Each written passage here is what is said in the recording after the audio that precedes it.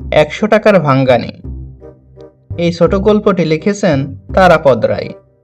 ভবানীপুরে তার বাড়ির একতলার বাইরের ঘরে বসে আছেন সিদ্ধেশ্বর চক্রবর্তী মশাই। সিদ্ধেশ্বর বাবু সাপোশালক, বেশ বৈষয়িক এবং হিসেবি। বিশেষ করে এখন তাকে খুবই হিসেব করে চলতে হচ্ছে, কারণ এই সম্প্রতি তিনি চাকরি থেকে অবসর গ্রহণ করেছেন। ভবানীপুরের এই বাড়িটির পৈতৃক, দোতলা বাড়ি, একতলায় বসবার বা বাইরের ঘর। আশ্বিন মাস শেষ হতে চলেছে, এখন ভরা সন্ধ্যা, বাইরে একটু একটু ঠান্ডা ভাব। বিকেলে এক পশলা অদিনের বৃষ্টি হয়ে গেছে। ঘরের জানলা দরজা ভেজিয়ে দিয়ে সিদ্ধেশ্বর পুরানো একটা বেতের চেয়ারে গালে হাত দিয়ে বসে নানা রকম হিসেব করছেন। ঘরে একটা 25 পাওয়ারের আলো টিম টিম করে জ্বলছে। হিসেব করতে করতে সিদ্ধেশ্বর বাবু মনে মনে বহু কথাও ভাবছেন। একই ছেলে তার, হিতেশ্বর, 22 বছর বয়স হয়েছে। লেখাপড়ায় ভালো নয়, দুবার মাধ্যমিক দিয়েছে, কিন্তু চালাক চতুর, অতিরিক্ত চালাকই বলা যায়। তাছাড়া ছেলের বন্ধু বান্ধবও মোটেও সুবিধের নয়। হিতেশ্বরের বন্ধুরা কেউই ভালো করে লেখাপড়া করেনি। তাছাড়া তারা নানা রকম বদমাইশি করে, জুয়া খেলে, গাঁজা মদ চরস, হিরোইন টিরোইন কি সব খায়। এসব ব্যাপারে একটা জিনিস সিদ্ধেশ্বর বাবুর খুব খটকা লাগে। তাদের আমলে বোকা ছেলেরা হিরোইনের পিছে ঘুরতো, হিরোইনের ফটো মাথায় নিচে রেখে রাতে ঘুমাতো। কিন্তু এককালের ব্যাপার অতি সাংঘাতিক। একালের এরা সাক্ষাৎ হিরোইন খেয়ে নিয়েছে। নিজের মনে মনে এই হেদো রসিকতায় সিদ্ধেশ্বর বাবুর বেশ হাসি পায়। হঠাৎ হাসতে হাসতে গিয়ে তার খেয়াল হয় একটু পরে হাসি গোয়ালিনী আসবে। গত মাসের দুধের দাম 60 টাকা পাওনা আছে, সেটা নিতে। সিদ্ধেশ্বর বাবু আলগোছে নিজের ফতুয়ার পকেটে হাত দিলেন। পুরানো চামড়ার মানিব্যাগটা খুলে দেখলেন একটা 100 টাকার নোট রয়েছে, আর গোটা 30 খুচরা টাকা। হাসি নাম হলেও গোয়ালিনীটি খুব গোলমেলে। 100 টাকার নোট দিলে 40 টাকা ফেরত কিছুতেই দেবে না, খুচরোটা নিয়ে আসছি বলে চলে যাবে, তারপর আর খোঁজ মিলবে না। শেষে সামনের মাসের হিসেবের সঙ্গে খাইয়ে দেবে। ঠিক এই সময়ে বাইরের দরজা দিয়ে হিতেশ্বর বাড়িতে ঢুকলো। সারাদিন কোথায় টোটো করে বেরিয়েছে কে জানে। এখন সন্ধ্যায় বাড়ি ফিরে এলো। হিতেশ্বরকে তার বাবা খুব যে একটা বিশ্বাস করতেন তা নয়, কিন্তু সামান্য 100 টাকা এখনই ভাঙ্গিয়ে আনবে, এতে আর বিশ্বাসের কি থাকতে পারে।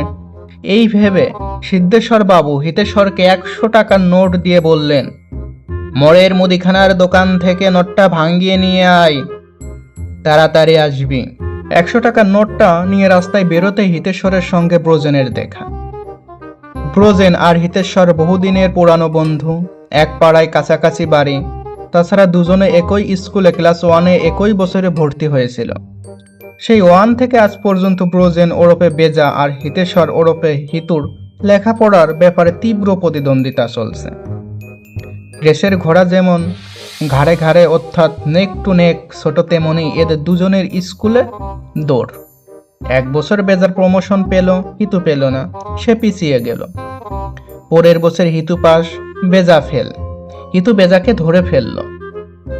এইভাবে একবার ও ওঠে আর একবার ও থাকে। কোনো না কোনো ভালো বছরে দুজনেই ওঠে, আবার দুর্বৎসরে দুজনেই আটকে যায়। অবশেষে এখন দুজনেই একসঙ্গে মাধ্যমিক দিয়ে যাচ্ছে। বাড়ি থেকে বেরিয়েই বেজার সঙ্গে হিতুর দেখা। আজ সারাদিন হিতু গাজা পাড়কে মাতাল রেলের গুদামের পিছনে 3 তাসের জোয়া খেলেছে। এতে বেশি হেরেছে যে শেষ পর্যন্ত হাতের ঘড়িটাও 40 টাকায় বন্দুক দিয়ে রক্ষা পেয়েছে। বেজাও সঙ্গে ছিল, কিন্তু দুটোর সময় গোটা 25 টাকা জিতে বেজা কেটে পড়ে। অবশ্য তার মোটেও উপায় ছিল না। বেজার দুপুরের সিনেমা টিকিট ব্ল্যাকের পার্ট টাইম ব্যবসা আছে। আজকাল নাইট শোতে টিকিট মোটেও ব্ল্যাক হয় না, তাই সন্ধ্যায় সন্ধ্যায় বেজা বাড়ি ফেরত এসেছে। হিতুকে দেখে বেজা দাঁড়ালো। হিতু রাতে 100 টাকার নোট? আজ বেজার খারাপ দিন গেছে। জুয়ায় জিতলে কি হবে? সিনেমার টিকিট ব্ল্যাক করতে গিয়ে সে আজ রাম ভরসরা জমাদারের পাল্লায় পড়েছিল। অন্য সব সেপাই জমাদারের টিকিট ব্ল্যাকের ঘুষের রেট হলো 10 টাকা, বড় জোর 15 টাকা। কিন্তু রাম ভরসরা চৌধুরীর স্টাইল আলাদা। জমাদার জি দৈনিক একজনের বেশি কাউকে ধরেন না, কিন্তু যাকে ধরেন একবারে গজভুক্ত কপিতবৎ, মানে হাতির খাওয়া কয়েদ বেলের মতো খোসা গুঁড়ো করে ছেড়ে দেন। আজ বেজার ভাগ্যে রাম ভোলসা এসে গিয়েছিল, বা হাতের তর্জনীতে পলা বসানোর উপর আংটি থেকে পকেটের টাকা, হাত ঘড়ি, এমনকি বঙ্গলক্ষ্মী লটারির 2টো টিকিট কিনেছিল। আজকালকেই খেলা, সেটা পর্যন্ত নিয়ে নিয়েছে রাম ভরসা। তারপর সজোরে একটা থাপ্পড় মেরে বিদায় দিয়েছে। দুপুরবেলায় জোয়াই জিতে বেজা হাসি মুখে উঠে গিয়েছিল। হিতু দেখলো এখন তার মুখে যেন আলকাতরা মাখানো। সে বেজাকে জিজ্ঞেস করলো, কি হয়েছে রে বেজা? একটা দীর্ঘশ্বাস ছেড়ে বেজা বলল, সবাই রাম ভরসাকে চেনে, সুতরাং হিতুকে বুঝিয়ে বলতে হলো না। হিতু ধীরে ধীরে মোড়ের দোকানের দিকে এগিয়ে গেল। বেজাও সঙ্গে গেল। বেজা হিতুকে জিজ্ঞেস করলো, 100 টাকার নোটটা কোথায় পেলে? হিতু বলল, বাবা ভাঙ্গাতে দিয়েছে। বেজা বলল, ও আর ভাঙ্গিয়ে কি হবে? তার চেয়ে চল সোজা হাওড়ে গিয়ে কোথাও পালিয়ে গিয়ে কিছু করার চেষ্টা করি। কথাটা হিতুর অপছন্দ নয়। একদিকে হিসেবে বাবার কড়াকড়ি, তাছাড়া ডিসেম্বরের গোড়াতেই এই বুড়ো বয়স, আবার মাধ্যমিকের টেস্ট, তারপরে মার্চে সেই ভয়াবহ পরীক্ষা। একটু ইতস্ত করে হিতু বলল, কোথায় যাবে? বেজা বলল, আসানসোল, ধানবাদ এসব দিকে যায়। কয়লা খনির মুলুক, ওয়াগন ভাঙ্গা, কয়লা চুরি, চোলাই বিক্রি, কত রকম ব্যবসা ওখানে। হিতু রাজি হয়ে গেল। গলি থেকে বেরিয়ে দুজনে সোজা হাওড় স্টেশন, সেখান থেকে সরাসরি ধানবাদ। ধানবাদে পৌঁছে 2-1 দিনের মধ্যে বেজা খুব জোরে পড়লো। ওয়াগান ভাঙ্গা, কয়লা চুরি এসব মাথায় উঠল। বেজাকে নিয়ে হিতু বিপাকে পড়ে গেল। বাজারের মাথায় এক মস্ত হোমিওপ্যাথি ডাক্তারের দোকান। অল্প পয়সায় হবে জেনে হিতু সেখানে বেজাকে নিয়ে গেল। বেজার জ্বর সহজে ছাড়ছে না। হিতুরও আর্থিক সংগতি শেষ। সে এদিক ওদিক খুচখাচ কাজ করে কোনো রকম চালিয়ে যাচ্ছে। ওই হোমিও ডাক্তারের সঙ্গে সামান্য মুখ পরিচয় হয়েছিল হিতুর।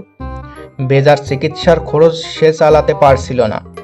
একদিন ডাক্তারকে ধরে বলল, স্যার একটা কিছু কাজ দিন। ডাক্তার তাকে বললেন, তুমি আমার এখানে 5 মাস খাটো, 2-4 টাকা যখন যা পারি দেব।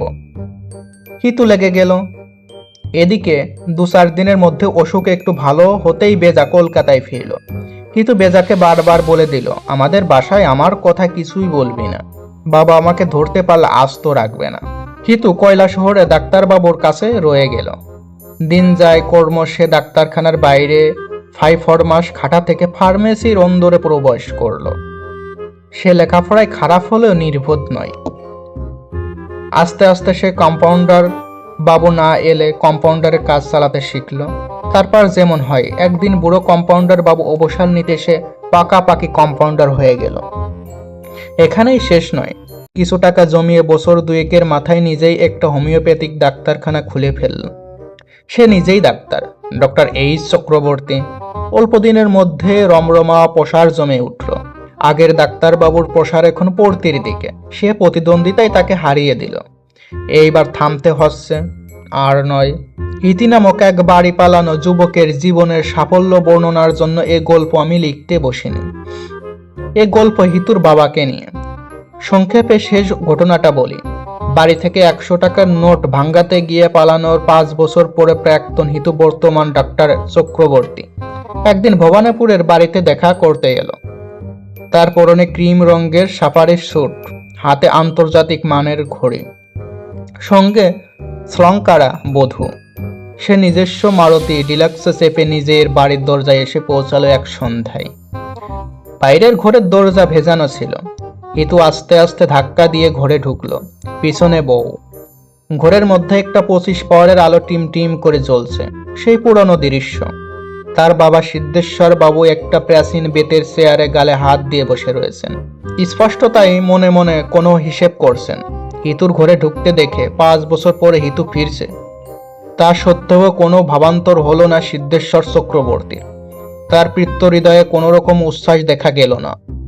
একবার মুখ তুলে ছেলেকে দেখে বললেন, 100 টাকা ভাঙ্গাতে গিয়ে এত দেরি করলি, দে ভাঙ্গানিটা তাড়াতাড়ি দে।